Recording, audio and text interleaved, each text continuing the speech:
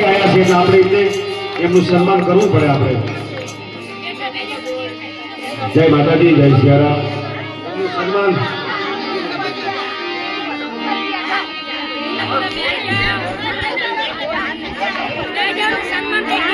અહીંયા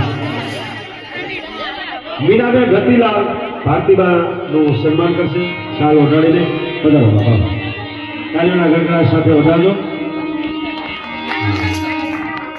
લંકામાં બેઠો રાવણ ભારતીબા લગભગ એવો વિચાર કરતો છે કે મહેમાન આવે છે, એ આવે પછી તમે મને મારો. અહીં આપણે રાવણને મારવાનું, પણ તમારી રાય હતી અમારે. બધા ટાઈમે પહોંચી ગયા ભાવની પ્રતિ.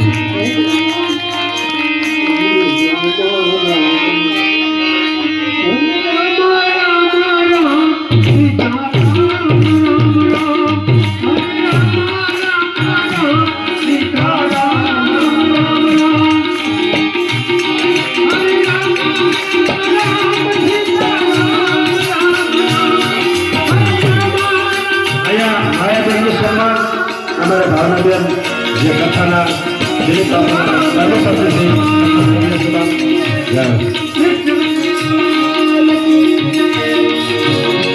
શ્રી કૃષ્ણ ગોવિંદા